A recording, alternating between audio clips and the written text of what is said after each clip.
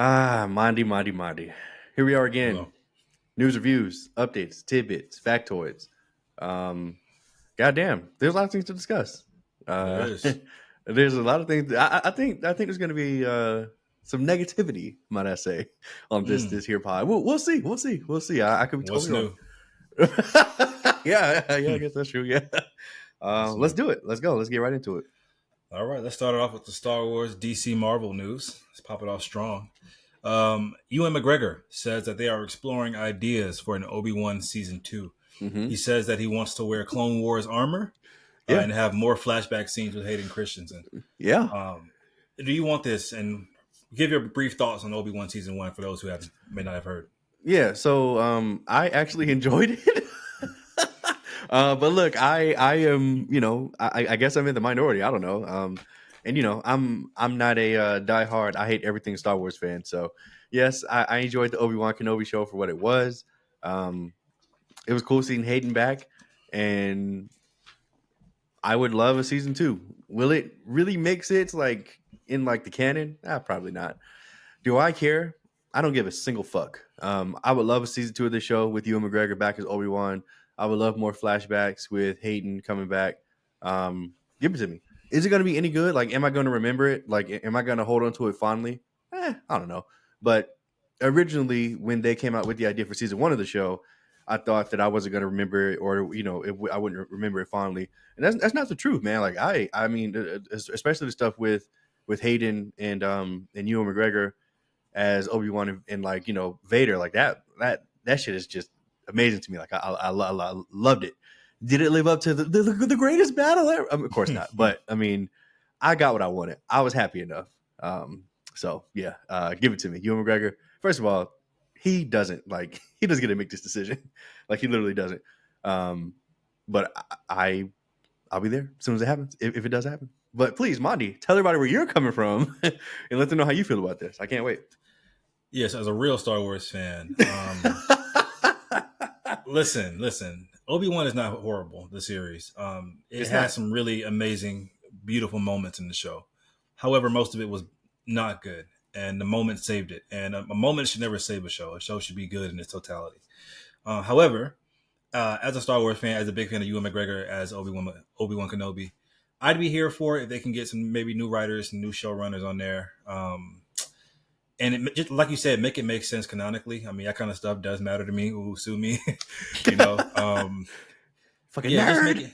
Yeah, just make it make sense. And I don't know if Vader can even come back because I think he mentioned that he only fought Vader twice in the original trilogy. So that would mean that. Shut the. That's what he said. You can't just go back and change it. That's what he fucking Whatever. Well, yeah. said. Seeing Hayden Christensen come back. I mean, of course, that kind of stuff is appealing. So you know what? Basically, what I'm trying to say is, You want let's it. do it, but do it right. Okay. But no Reva, please, no Reva. Oh, she's coming back. Did you think that we fucking forgot? No Reva and no little Princess Leia, because that also kind of destroys continuity for me a little bit as well. So A little anyway, bit. now let's move on to DC. An animated Robin origin film is officially in the works at DC, titled Dynamic Duo. Here are Yeah. some of the bullet points on this news right here. Okay. It follows Dick Grayson and Jason Todd as orphan thieves. They call themselves the Dynamic Duo. It's going to be produced by Matt Reeves and James Gunn. It is not set in the DCU that James Gunn has established because it's animated. It's like a stop motion kind of thing. It's going to be a mixture of like animation, puppetry, and CGI. What do you make of this news? This feels like something that I'm going to waste my life watching. That like is going to be totally skippable. But I'm gonna watch it. Unfortunately. Does this news like absolutely excite me? No. Like two Robins. Oh boy. Like. And it's my favorite kind of animation, stop motion animation. I can't wait for that. So yeah, look, honestly, this news kind of came out of nowhere to me. I was just like, wait, what? Um, Yeah. but look, I mean, DC's track record with animation in general has been really, really good. So like, I don't want to sit here and try to shit on it just because it's Robin. Um, so yeah, I mean, I'll be there as soon as it comes out. Am I going to be disappointed? Probably, but I'm gonna watch it. Yes, I am. Yeah, I think I agree. I've been honestly, I had to sit back and think about this the other day. I think I've been more just content with what DC's been putting out over Marvel in the past couple of years. DC and animation, which is crazy to say, as popular as the MCU is. So, like you said, DC always knocks it out of the park, especially in the animation field. So, I would love to see this live action, to be honest. But sure, Yeah. let's do it. Let's do it animated. But they Um, can't put out a fucking Robin film like live. They can't do that. Like, me I and have some you, news. no, Yeah. seriously, me and you, like, yeah, we'd love it, we'd be there. But like, is the family of four that they're targeting going to go to see a fucking Robin film? I don't think so, brother. So Well, I have some news that I think will kind of counter that logic coming up all right. soon.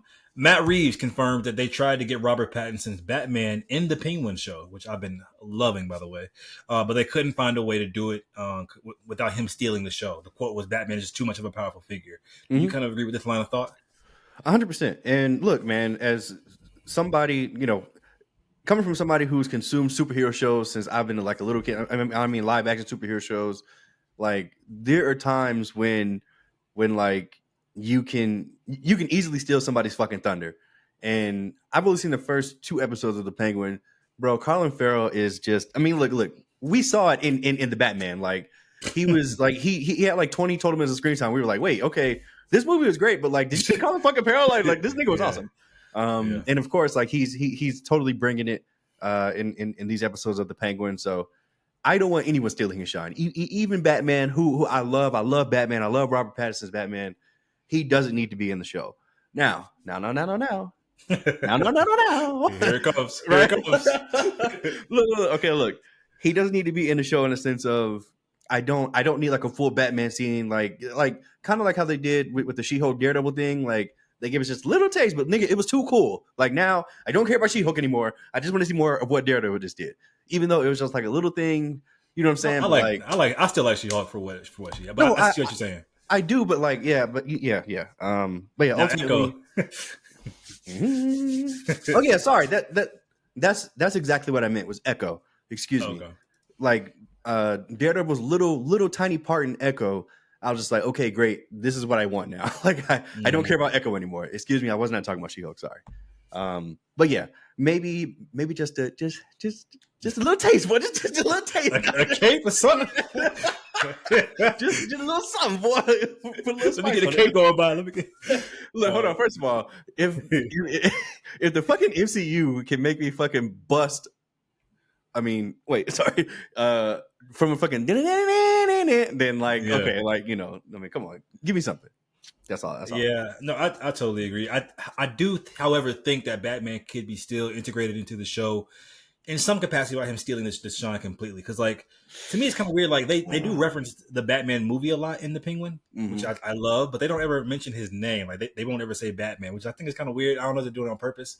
But just, like I said, maybe it's just the selfish fan of me. Like, it's set in Gotham. We got all the ties. It feels like the Batman tonality-wise. Just give us one little scene and maybe his shadow. I don't know, just something like because I mean, in the show, it's a blood war between the Maronis and the Falcons. Like, it makes sense for Batman to intervene in some capacity, right? Yeah, he literally can't ignore this for much Like, longer. he can't. So, yeah. like niggas are getting gunned down every episode. Like, but then again, Gotham is that's kind of the appeal of Gotham. It's just sprawling with crime. Like, he can't tackle everything. But I get it. I get what he's saying. But at the same time, I would love to see Batman personally. Yeah. Anyway, moving on. Let's talk some DCU news now. So this is actually James Gunn's DCU. So remember what you said about the Robin thing? Mm-hmm.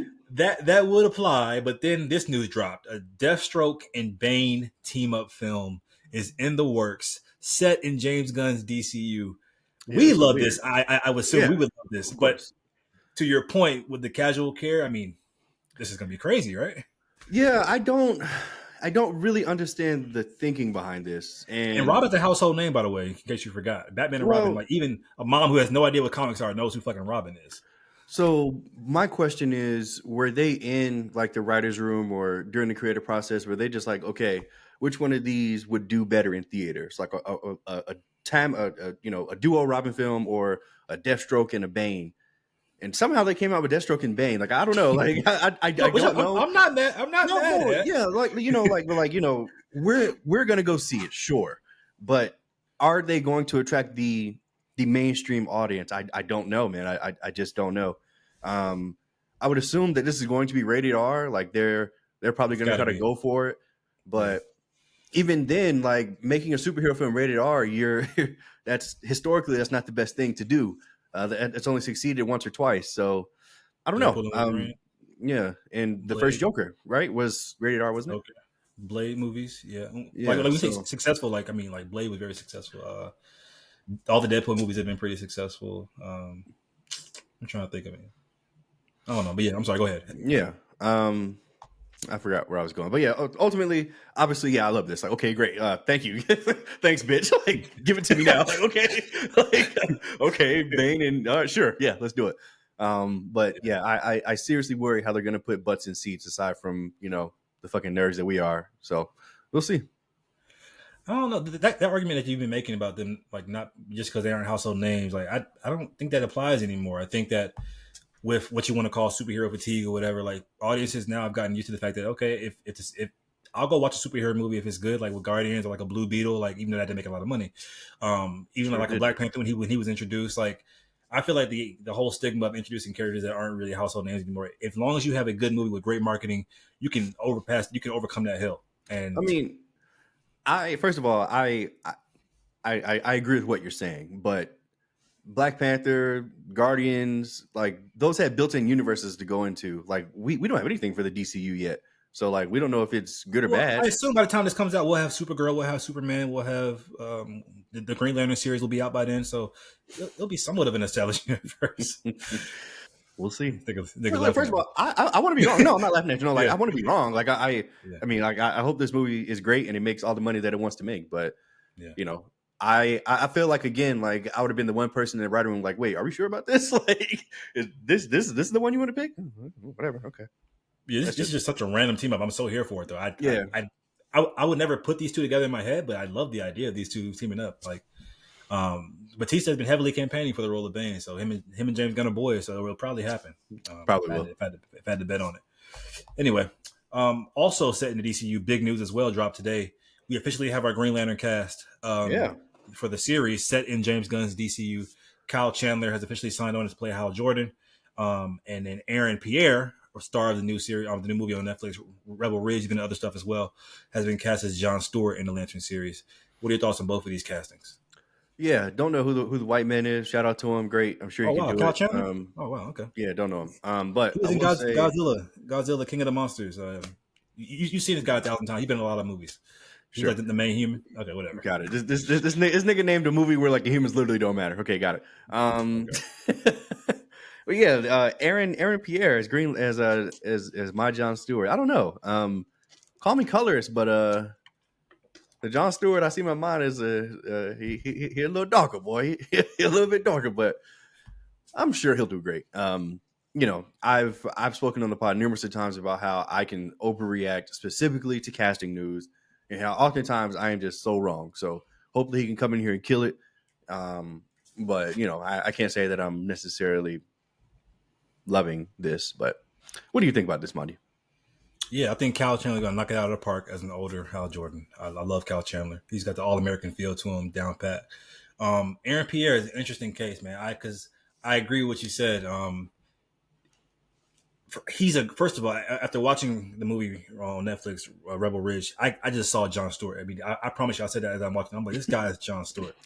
He's got Okay. First of all, he nails the physicality. Big guy, 6 feet plus, muscular. He's got the demeanor of a John Stewart. But I do think the skin tone matters, and people who are white might not understand this, but it really does matter, guys, because even with like a Princess Tiana with Disney, like if they were to cast a light skinned actress, it would just really not be the best thing because even within the black community, the intersectionality of like having representation not only in the black community but of different skin tones matters, and especially in Hollywood these days when everybody's like they tend to whitewash even black people. Mm-hmm. Having those dark skin icons or darker skin icons, it does matter. But I do think Aaron Pierre is going to kill it, so I'm kind of torn there. But yeah, I'm happy with the casting all in all, but I do think it needs to be mentioned. Got it. Anyway, moving on. Let's talk some Marvel news. Andy Serkis will reportedly play Noel in Venom: The Last Dance. For those who are uninitiated, Noel is like the god of symbiotes in Marvel. He's like that guy. So Venom fans and Marvel fans are really happy about this. But for those who don't know, yeah, just a little backstory. I'll do your Googles because Noel is like a fucking Thor level threat. So I'm surprised he'll get a Venom movie. But sure, let's do it. Yeah. This is. I'm gonna say it. This pisses me off because he's already played a character in the Marvel Cinematic Universe. God damn it! But clearly, this is the Marvel Cinematic Universe. This is its own thing, at least currently. Um, Sonyverse. sure. Yeah, I don't know. Andy Serkis is great. I'm sure he's going to do the mocap great. That's what he does. He's going to bring this character to life. But I mean, I'm already not excited to see this movie. So like this, unfortunately, this doesn't like help its case. So yeah, I'll be there opening night, but I'm not excited. Totally agree. And the more Venom promo I see, the more I don't want to see it, honestly. But I'm going to. But I do love Andy Serkis. He was a great Alfred in the Batman. He was a great Oh. Claw, great Gollum in Lord of the Rings. He's just an all around great actor. But great Snoke. Caesar in Planet of the Apes. Snoke. Great Snoke. But Yeah. yeah, we'll see. God damn, he has quite the fucking resume now. Think about it. Yeah. Marvel Studios has reportedly Wasn't he an greenlit. Andor? He was an Andor, yes. Yeah, he was like the best part of the show. Sorry, let's go. They have reportedly greenlit a Silver Surfer project in the works. Julian don't give a fuck about this. I am a Silver Surfer is one of my top 5 comic book super characters of all time. I love him. He deserves so much more respect. He's such a cool character. Let's please do him justice. Please, Marvel guys. Let's do the Silver Surfer justice, please. Norrin Rad. Go ahead. His real name. Yeah, I don't care about him. I'm sorry. Look, man. Look, I mean, I hope that whatever this is everything that you want it to be in a film, bro. I'm seriously like I want you to love it. Yeah, whatever it is, I want you to love it. So, shout out to you, Silver Surfer. If this is a Ruth from Ozark Silver Surfer movie, I'm going to petition. Okay, I'm literally going to petition. Seriously, love you though, Ruth from Ozark. Pinewood Studios, bitch, watch out, bitch. Y'all not filming shit. Anyway, Marvel Studios is reportedly developing a new Disney Plus series that will focus on finding Thomas Shepard / Speed, which is one of Scarlet Witch's other sons. Because she has 2 sons. One has like magic powers like her, Wiccan, and the other one has like powers like Quicksilver, her brother. This series will be a direct follow-up sequel series to WandaVision and Agatha All Along. Jesus Christ. What are your thoughts on this? Okay, so I guess we're not getting the Vision series. Why you say that? Okay. Well, I mean, originally it was reported that the Vision series was supposed to be like the 3rd part in this trilogy. Because like it was supposed to be the WandaVision, this, and then the Vision. And then I got it. It's like 4th part. Like they're just stretching this thing out. Oh shit! They did not stop it. Okay, great. Yeah. Agatha All Along. Man, I've only seen the first 2 episodes. And you know, I was down we go. Yeah, great song. I was having fun with it. But I'm pretty sure I tweeted this. Like, I'm pretty sure I'm going to get back to reality very quickly with this show. So I'm taking my sweet time watching Agatha All Along. And yeah, having more of this, great. Can't wait. Might skip it. Might do it. Yeah, I don't want this at all. I'll leave it at that. Not at all. Right. Let's talk about what's coming out. First of all, guys, all 25 James Bond movies are now streaming on Prime Video. Fun fact: I love movies. I've never seen a single James Bond movie all the way through. Really? So, wow. Okay. I know. I don't know. It's one of those movies that some movies just skip you for you with Lord of the Rings, I guess. Sure. Or for me, I guess it's just James Bond. I've never seen one. I know the Daniel Craig ones are highly regarded. I'll probably binge those one day. But yeah, even the older ones like with Pierce Brosnan and of course, what's the actor that died? Sean Connery. Yep. Yeah.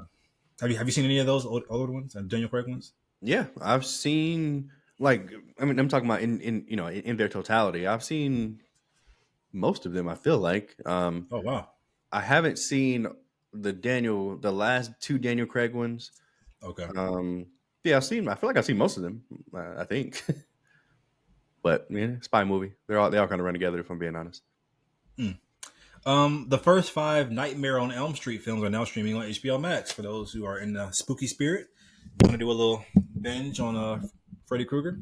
Yeah, there you go. Also, Bad Boys Ride or Die is now streaming on Netflix. I recommend for the Reggie scene alone, if anything. Reacher has been renewed for a season 4. Season 3 premieres next year. I hear nothing but good things about this show. This is the show starring Alan Richardson, right? Yeah. Yeah. Which he's really campaigning to be Batman in James Gunn's DCU very heavily. But yeah, Reacher fans, you guys are in luck.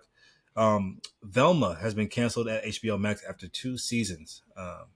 heard pretty negative things about Velma actually. So This yeah, is Mindy Kaling's film, right? yeah, Yeah. or her series on her animated series on Netflix. I mean Right. on HBO Max. Yeah. HBO Max, yeah.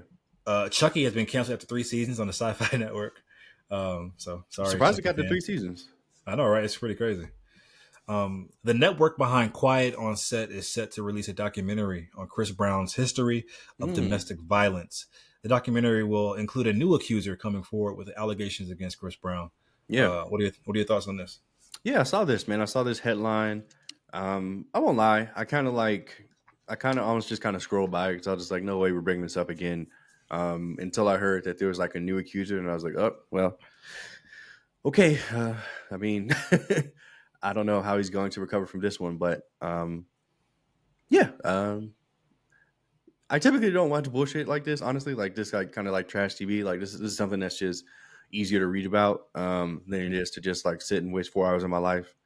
But yeah, I'll read about it, and I'm sure there'll be a whole bunch of memes, and we'll see what happens with Chris Brown, I guess.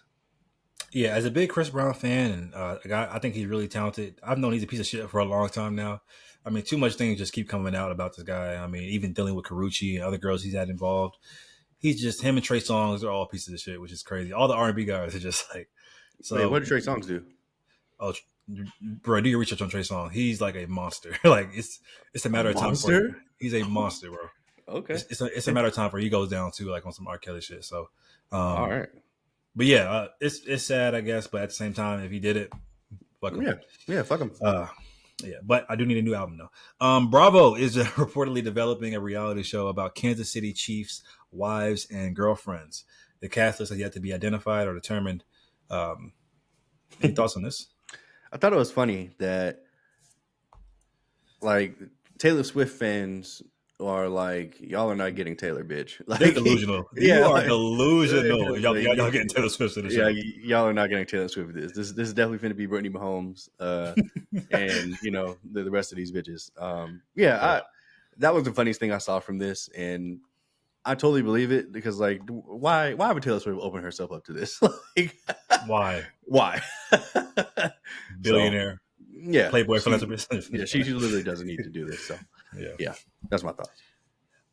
So remember earlier or a couple months ago or a month ago, I mentioned that Abbott Elementary was doing a crossover episode with another popular TV show. Yeah, it's been confirmed that it's going to be It's Always Sunny in Philadelphia. I didn't even consider this because they're both set in Philly, but I never watched that show, so that's why I probably didn't consider it. But that show has a huge following. It's confirmed. Yep. Those two will be converging on episode 9 of the new season of the Abbott Elementary. So you guys might have something to look forward to.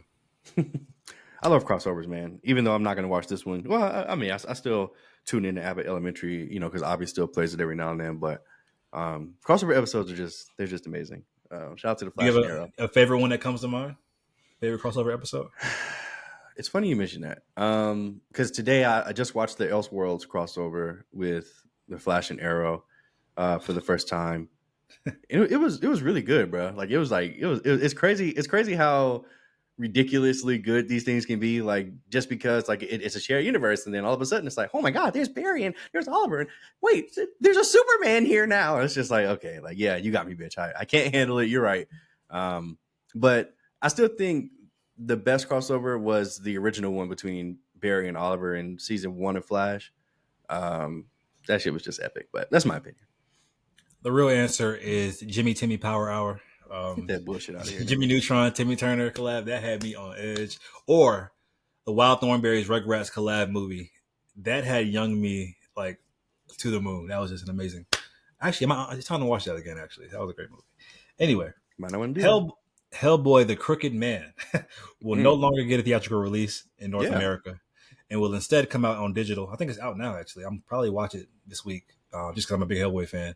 This looked like a fan film, so this is no surprise to me. But what are your thoughts? This is interesting. I don't know if I've really ever seen this. I'm sure it's happened before, but to have like a full theatrical trailer release, to see the movie trailer in a movie theater, and then they're like, yeah, actually, bitch, give me that back.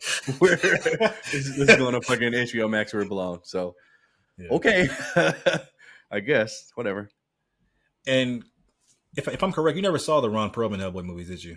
By Del Toro? Those like the newer ones? No, that's the first one. Those are the first ones. The early 2000s ones? Yeah. Yeah, I saw. There's 2 of those. I saw the first 2 of those. I haven't seen the newer ones. What do you think about those? Have you seen them Um, recently? nah, I saw him once and I was done Okay. with him after that. Just like Ghost Rider, saw him once and I was like, eh. Highly recommend a revisit. Those are actually really, really great movies and hold up quite well. Mm, Speaking of Rugrats, a live action CGI hybrid Rugrats movie is in the works. The yeah. live action Rugrats movie will have CGI babies. Um, this is weird. CGI babies in a live action world. How can this work aesthetically? Give me your thoughts. Yeah. We are the decision makers now, apparently, us millennials, because here we are making a live action Rugrats film. Um, CGI babies, huh? I guess. Well, yeah, it has to be. Like they surely can't have actual babies trying to talk and walk and do Have you adventures. seen So Have you seen the movie called Baby Geniuses that came out like in the mm, early 2000s? no, I haven't. Actual babies, it works. That's all I'm saying. Go ahead. Okay. Maybe they haven't seen that, or 'cause I sure the fuck haven't. Yeah, I don't know. I mean, man, Rugrats. I don't. I might skip this too. I mean, it was cool when I was 5, but like, I don't know if I want to see this as a 30-year-old man. Yeah, It's probably not for me, honestly. It's probably for this new generation. well, that would be a disservice to the true Rugrats fans if that's the case. I think Rugrats is one of the best cartoons ever made, and I don't want this. Just give me a 2D animated feature length film with the original voice cast. Like that's just give me that. I'd be there opening night for that. Like I don't it's no need to update it for live action. It just doesn't translate. It doesn't make sense to me. But whatever, we'll Mm. see. Princess Diaries 3 is officially moving forward. Anne Hathaway, Julie Andrews. I just watched Sound of Music for the first time. Just Julie Andrews, one of her first films. Amazing movie, one of the best movies I've ever seen. I don't know why I haven't seen it, but also this is random. I watched Interview with the Vampire this week for the first time. You ever seen that movie? Tom Brad Pitt, Cruise? Tom Cruise, Brad Pitt. I haven't seen it, but I've seen. Yeah, I haven't seen it yet. No, but go Okay, ahead. I was just wondering if you saw it. Anyway, But okay, yeah, that's okay. yeah, Don't yeah, tell me yeah. anything. Don't tell me anything. You're right. I'm not. Efren Ramirez, who plays Pedro in Napoleon Dynamite, teases that there could be a part 2 of Napoleon Dynamite on the way. He quote, "Everyone wants a sequel. The door is not closed yet." Have you seen the first Napoleon Dynamite, and what are your thoughts on this? Yeah, I saw it when it came out. This is just one of those white movies that just didn't get my black attention, and I was like, I don't get it. I was like, this is not funny. It's not cool. It's not smart. It's not clever. Wow. Cool. It's not for me. Watched it once. Never seen it the rest of my life. So I don't care about this. Strongly disagree. This is one of the last American comedy classics that we have. It's so funny to me. It's that dry kind of humor, not for everybody, I guess. But I don't think we need a part 2. Let's keep it where it is. Let's keep it in the time capsule. But yeah, I love Napoleon Dynamite. I strongly disagree with you on that one. Ridley Scott revealed that he has begun writing Gladiator 3. His Damn, quote nigga. is, "I've already got 8 pages. Ooh, Hey. I've got the beginning and a very good footprint." Okay. Have you noticed this trend where like a movie will come out like a classic film and then like it will come out again like years and years later and then they'll do like a sequel to that one right away? Of Didn't that just course. feel off? Didn't that just feel kind of off? Like wait another 20 years if you're gonna do it. I mean he'll be dead by then. Nigga ain't gonna be here for That nigga said I got no time left. Gladiator 4-5, bitch. But yeah, what are your thoughts? Yeah, I don't. I mean, okay, fine. Hopefully, Gladiator 2 is that good. I mean, I guess he thinks it's going to be. Yeah, So sure, let's do it. I mean, I'll be there opening night in 5, 6 fucking years whenever it comes out. I'm right, fucking right. 40 years old. Let's Jesus. do a review session. Have you finished any shows or movies? I do have one show, and I did not go to the movies. Thank God. Okay. So yeah, let me talk about my show, and then you can do all yours. Well, I have 2 shows, so do you want to squeeze your show in between my shows? No, I want to talk about my show now. All right, All right. fine. Go ahead. Go ahead. First show, Power, Book 2, Oh Jesus, I should Season have went. 4. This is the final season of Power Book 2, guys. I got to say, it was off to a great start with this show. You know, it's a very hard idea taking the character in Tyreek that we all hated in the original Power series and giving him his own spinoff. Mm-hmm. It started off great. We all grew the audience to love Tyreek, which I would never thought I'd say that. But this show, Tariq, sorry. This show quickly went to not hell, but close. Damn. The last season I think is the worst season of the show, and I think I Okay. don't know if they got new writers or whatever, but this show turned into like a show about drug dealers and kids in college, into like full espionage, like assassins. Like it turned into something. It escalated very very quickly. Became a soap Okay. opera. Almost became a parody of itself. I'd say. Um, it feels like fast food entertainment. Like it's entertaining when you're watching it, but it's something that doesn't last. It's not satiating. The original Power series and even earlier seasons of this show felt like a home cooked meal, if that makes sense. So just the fast food entertainment is not. Shut the fuck up. Tariq has. I do it. The arc. I saw the arc coming from season one in terms of him officially becoming Ghost, his father. He'll lie, he'll cheat, he'll steal, he'll use his charm to get whatever he wants. I wish that arc was a little bit more subtle in terms of where we end from the beginning. But if there's any saving grace in this show, it's going to be Mary J. Blige's character Monet. I know, crazy to say, Mary J. Blige of all people, but her character Monet, I think, is going to be a top 3, top 5 Power Universe character of all time, because she just really stole the show in every scene she was in, and Monet Tejada will definitely be remembered. I think this show right now is welcome. I'm glad that it's over. However, I want to say I'd love to visit this show again, maybe in like maybe 5, 10, 15 years, because the show did end in a way where it's going to set up everybody to go do bigger and better things. And even though I think the show kind of world is welcome now, I think that if we did revisit it, I think with better writers and more fresh ideas, more time for the audiences to miss the show, it could really be welcomed back with open arms. So yeah, let's give it time to breathe. But I gave the season 4. I gave it a C plus, I believe. So yeah. C plus. Give me your All show right. review. Let's talk about From season 2. And I'm actually caught up. We're in season 3 right now, but yeah, From the show that kind of came out of nowhere for me. If you remember, my season 1 review was there's no great characters. The storyline's just fine, but the monsters and the threat there is scary as hell, keeping me up at night. Literally having nightmares from this show. And man, I'm happy to report that like I had like this preconceived notion about the show based on one season, and honestly, I didn't really want to give a review because I was just like, man, there's still like fucking 15 episodes left. Like there's obviously more to do, more to see. But anyway, yeah, season 2 was absolutely fantastic. The storylines are finally there. There's multiple characters that are finally there, and the monster things are still super fucking creepy.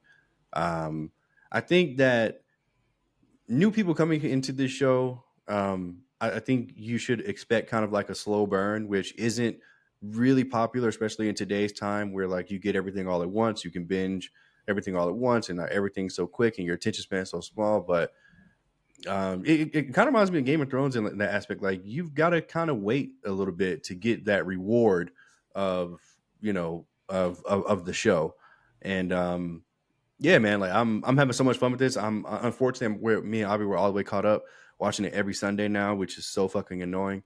Um, but yeah, the show is fantastic, bro. Like I think most people when they watch this show, like the number one question they always have is like, why aren't more people watching this? Like I don't know, like it kind of feels like I don't know, like kind of like what The Walking Dead was like in like season 1 and 2, where like it was popular, it had fans, but like it hadn't reached that plateau of popularity yet.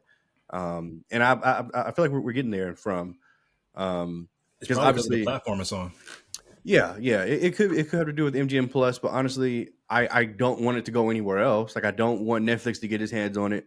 I don't want fucking maybe HBO Max can have it, maybe. I definitely don't want fucking Prime, like, or what's the other one? Hulu. Yeah, fuck that. No. So anyway, yeah, this is a really great show. It does have great characters. It does have an amazing plot. And man, I strongly urge anybody that's on the fence about watching this, or if you haven't heard about it, the show's called From. It's on MGM Plus. You can also watch the first season on Apple TV Plus if you have that. This show is good. Give it a chance. So in season 1, you were complaining about you didn't get none of the answers to the questions that were posed in the series. Did you get those answers in season 2? I got some of the answers, but of course, some of those answers just led to more questions. But it's done in a really good and good. It's done in a really good way. Like obviously, they can't resolve every single thing in season 2 of this show because we're still in the middle of season 3, and hopefully, there's seasons beyond that. But I'm glad that you brought that up because this is one of those shows where it they can't possibly have 10 seasons of this. Like they can't. Like one of the biggest knocks on The Walking Dead, for instance, is that it's just redundant. Like they go to a place, there's a threat that makes them, that makes that place unsafe, and then they go to another place to try to find, safe haven, and like that's essentially the overall thread in seasons 1 through 11 of The Walking Dead. This show cannot do that for more than like 3 or 4 seasons. So that's good and bad. Like eventually, it is going to end. Like there has to be a resolution to what we're in. So I appreciate that, but that means that the show is going to end eventually. So yeah. All right. What'd you give the season 2 grade wise? Season 2 is an A. This is a Oh wow, great season of television. Yes, and we're on wow, season wow, 3 right now. Loving it. wow. All right. My next series review is for Lord of the Rings: The Rings of Power, season 2, now on Prime Video. I think I enjoyed season 1 a little bit more than most people, but it still wasn't a great season by any means necessary. I'm happy to report this is definitely an improvement upon season 1. Still not great yet, but it's trending in a very, very good direction. The budget is on full display here. This is one of the advantages of having a show on Prime Video, because Prime has all the money, and boy, can you tell! Like this just looks beautiful. A lot of it looks Peter Jackson movie quality wise. I know that movie came out 20 years ago, but that movie holds up really, really well because of all the practicality and all the on-set filming and stuff like that. Um, One of the best parts of season 1, well, I guess the best part of season 2, should I say, is that I'm so happy that they leaned into Sauron, which is the big bad in Lord of the Rings, and his rise to power, because they realize that he's probably the most entertaining storyline to kind of delve into. And he's just conniving, he's deceiving, and he's just having so much fun to act with that role. Um, and I think that one of the big improvements upon season 1 is that in season 1, I really didn't care about any of the characters. I just was happy to be in the world of Tolkien world that he made. This season, I actually care about quite a few characters. I care about Elrond. I care about Galadriel. I care about Durin. I care about Disa. And so that's a very big testament to a show getting better. It's when you start to care, like you said about From, and be invested in some of these characters' lives and stuff like that. Now, a knock I hear on the show a lot of times is that there's too many converging storylines. Like, what are the elves doing over here? What are the hobbits doing over here? What are the humans doing over here? And while I understand that complaint in some shows, I think in this show that doesn't really apply because it really helps show the vastness of this fantasy world. I think a show like Game of Thrones benefits from this as well. Like when you have a lot of these converging storylines or even non-converging, it just really helps give you scope.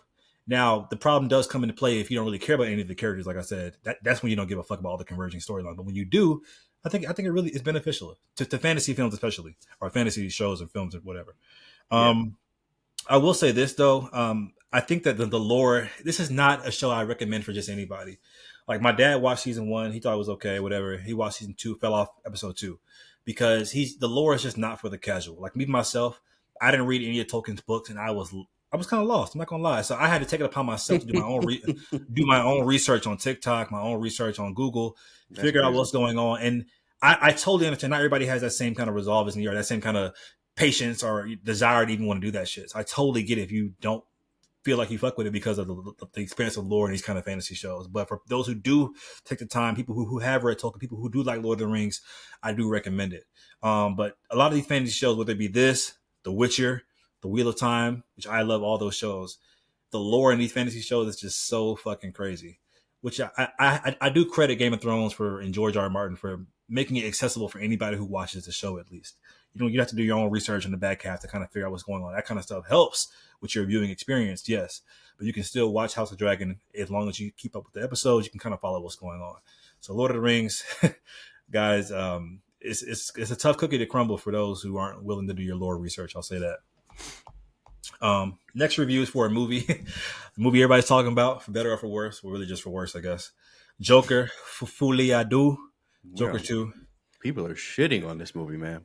Shitting. Do you want me to get spoilers? Are you gonna watch this movie at all? So I mean, I had tickets to go opening night originally, obviously, but family came into town, Mm, so canceled everything, and I just haven't gotten around to seeing it. okay. And if you wait longer than like 24 hours, you basically just can't get on social media because people are going to let their opinions known. And I I haven't really seen like a real mass negative reaction to something like I've seen for this. Like people like there's like dislike and then there's hate people Yeah, hate this movie, and it's vitriol. yeah. Like I am ready for you to tell me like yeah, a spoiler free spoiler. I don't give a shit. Like just tell me what's going on because Do you like plan on watching the movie though? Because I mean, uh that will sway my review, honestly. I mean, I'll probably stream it. I probably won't go to the theater to see it after all the negativity I've seen. If I'm being completely honest, I'll probably stream it. Okay. Well, guys, get ready to be disappointed because I'm in a super duper minority with this film. Great. The hate that this movie is getting is honestly making me kind of mad. Even comparing it to something like a Morbius or like a Madam Web is disrespectful as hell. And I feel like it's just people who had these expectations of what they thought the movie would be based on how Joker 1 ended and where the direction they thought it was going in. And you just couldn't stomach something different. The idea that this movie is worse than Deadpool and Wolverine, in my humble opinion, is literally blasphemous. But here's my review.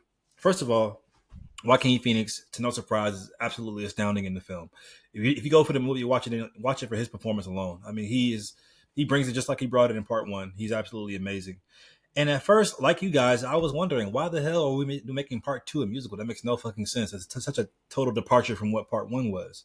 But I went into it with open mind, and after watching the movie, I see the vision. I really do. I understand why it's a musical. Now, was all the music necessary at every single scene that it was in? No. I feel like a lot of the segues into the songs could have been cleaner, more organic to the storyline. Sometimes they just bust out a singing out of nowhere. It doesn't really push the narrative forward.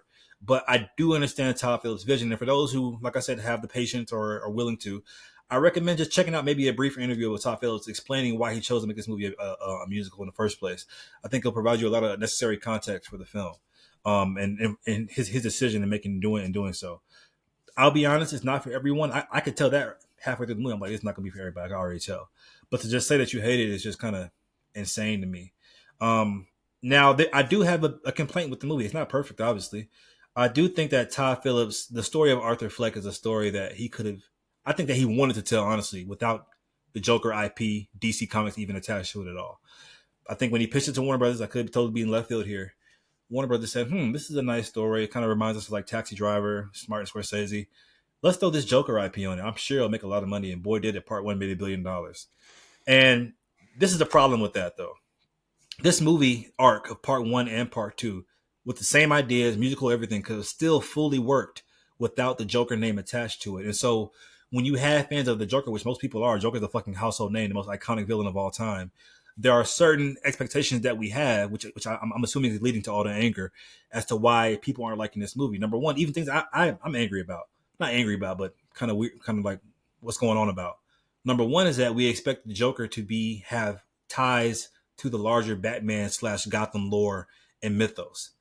I mean, why have a Joker movie without those things? That doesn't make any sense. And number two is that we expect to see at some point in the movie the Clown Prince of Crime in his full totality. We want to see this, what you've been building up to. Let's see what the Joker is. And Todd Phillips didn't really bring it home on either one of those fronts. And so I think that's why people are frustrated, because they didn't get to see the Joker that we have in DC Comics. And I just, that wasn't Todd Phillips' vision.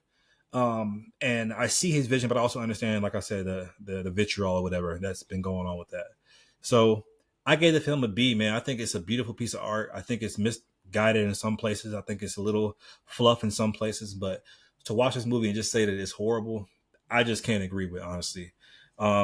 It received a D on Cinema Score, which is the lowest ever for a comic book film. Like, guys, really, y'all watch this movie and said it's worse than Catwoman? Really? Okay. This film has like a 33% on Rotten Tomatoes. Shout out to But Halle Berry. I do have some Joker details I want to share with you guys that I pulled from online. I think it's kind of interesting, to be honest. Let me see if I can find it. So first of all, this idea came to Joaquin Phoenix in a dream, apparently. So yikes. Todd Phillips had the free reign with Warner Brothers, wanting him to do his own thing. The film had 0 test screenings, which could have led to maybe different choices being made in the movie. But I'm glad it didn't have any test screening, because then we kind of get into that studio interference type thing. James Gunn has 0 involvement. James gave notes to Todd Phillips, but he ignored them, apparently. The musical aspect was largely downplayed in the marketing, which director Todd Phillips was insisting it didn't even have any marketing for the music at all. So they try to trick niggas for real. That's crazy. Mm-hmm. Let me see here. The movie needs $450 million just to break even. it may lose the studio over $150 million when it's all said and done. On track right now. They contemplated putting this on Broadway before even putting it in the movies. Interesting.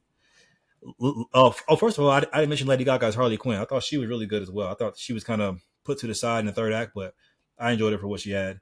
She signed on before the script was even finished and completed. And important also, well, I can't. That's a spoiler. I'm not going to say that. But yeah, those are just details I thought would be interesting to kind of add on. But yeah, guys, basically in a nutshell, not understanding the hate. If you guys can articulate why you hate it, then I'll have an open dialogue with you any day of the week. But most people are just saying it's stupid. I don't like musicals. Then why watch the movie if you know it's gonna be a musical anyway? Like why even watch the fucking film? You know, like have an open mind when you go into this movie. And I'll leave it at that. I guess I'm kind of rambling now, but yeah. Interesting. I'm in the super duper minority. I know. It's somebody who, well, I was in the minority with the first film. I didn't love it as much as everyone else did. I thought that it was just okay. So now I'm not sure how I'm going to receive this one, but I don't think it's you okay. like it. Okay, well, there it is. There it is. Yeah, but I'll take this movie over a Deadpool Wolverine any day of the week. I really would. Original artistic idea over studio cash grab cameo porn. Shot on a fucking green screen set. I'll take this in. That's just me. I hope I ain't sounding too pretentious. Jesus Christ. The Jujutsu Kaisen manga has ended after chapter 271. Anime fans, do y'all care? I know it's pretty popular.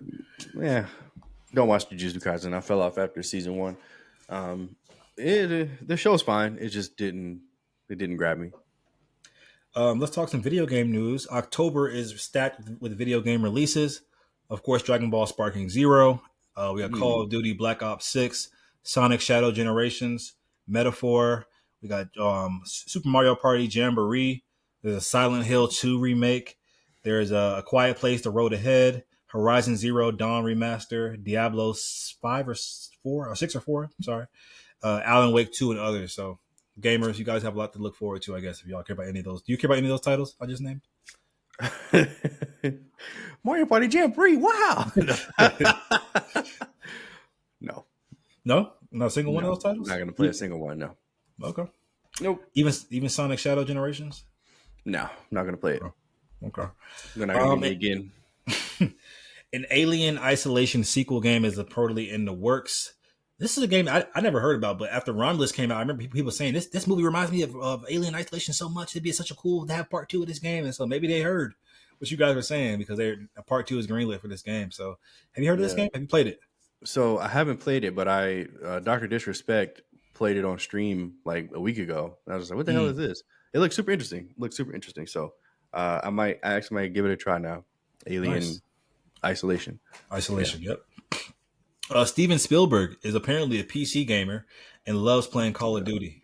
Yeah, right. He said he plays the campaigns, and he says he refuses to play on console.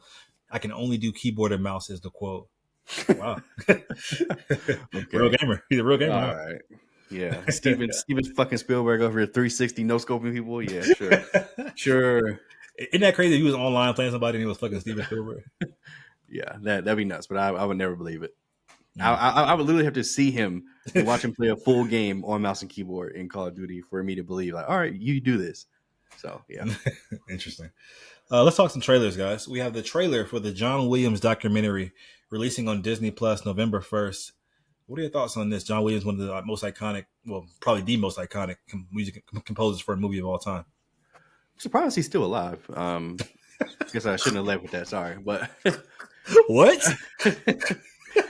I mean, yeah, like just like the new Christopher Reeve documentary that we have coming out. Bro, that trailer almost made me cry, bro. I'm not gonna lie. Like that is one of the most depressing. I can't watch that, bro. Why? That was. I mean, it looks like it's gonna be good, but it just looks so fucking depressing. I can't do it. I think it was meant more to inspire, but okay. Yeah, the Steven Spielberg thing. I mean, Steven Spielberg, the John Williams thing. Jesus Christ. Same nigga. Am I gonna like watch this?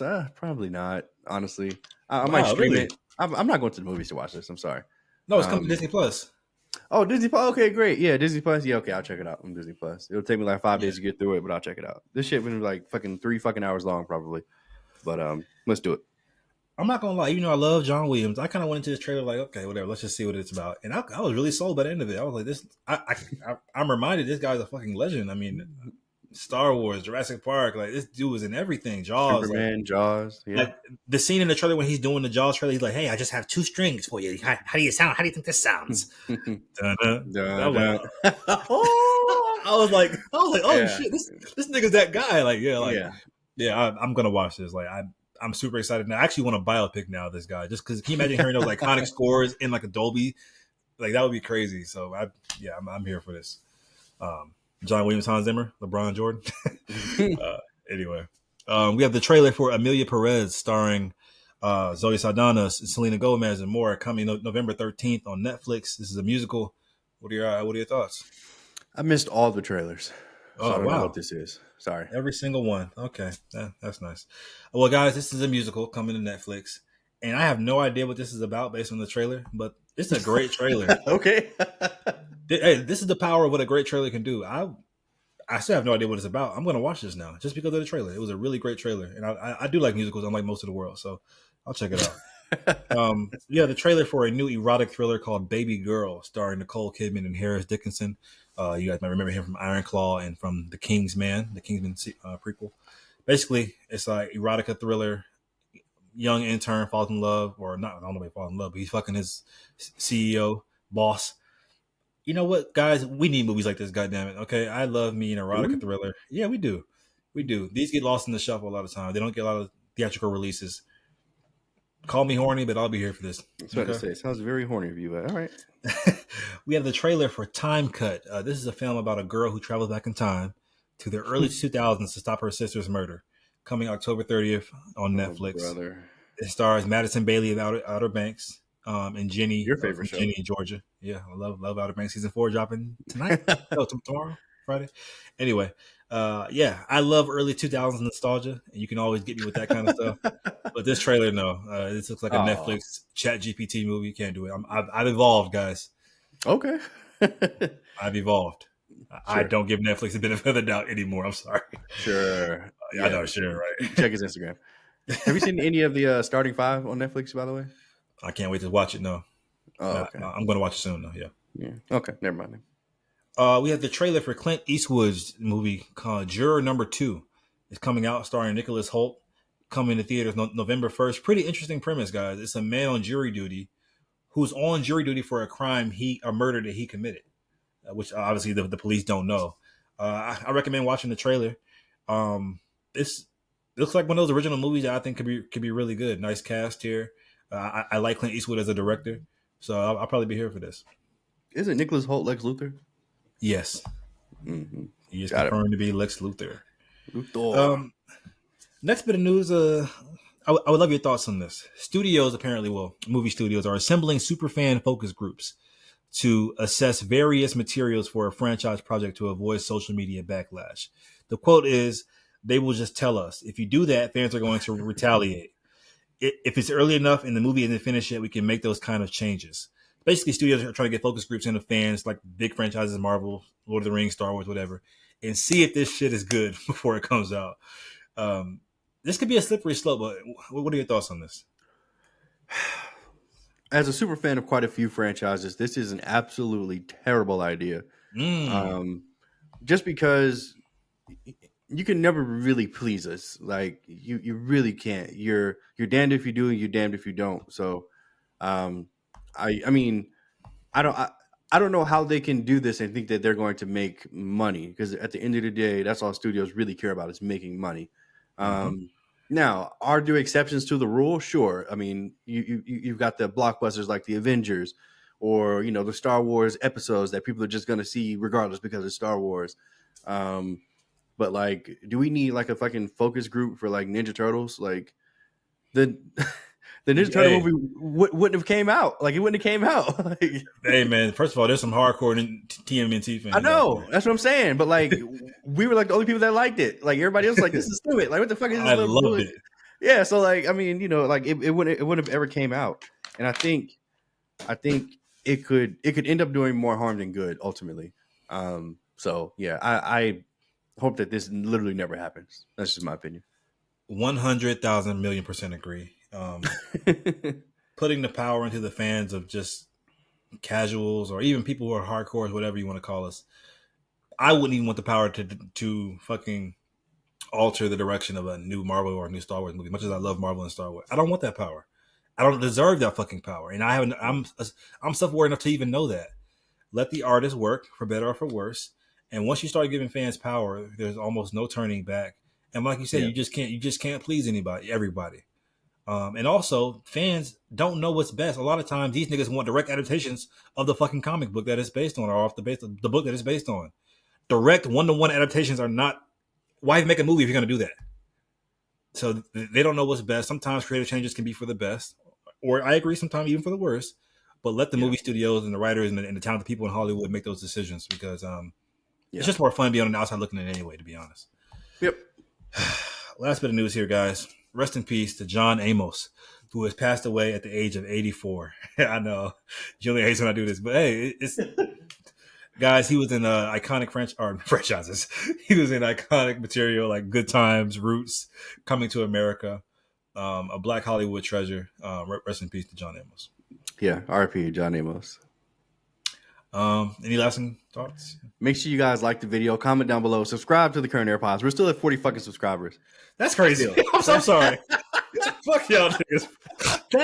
It's been fucking 5 months, bitch. We can't get 1 subscriber. We be getting like 100, 200 views. We got 40 subscribers. That don't make no sense, bro. But all right, whatever. Y'all hey, the 40 of you guys who are subscribed, I love y'all. Yeah, pizza on me. Pizza on me. Yeah. Hey, thanks, Monty. Yeah.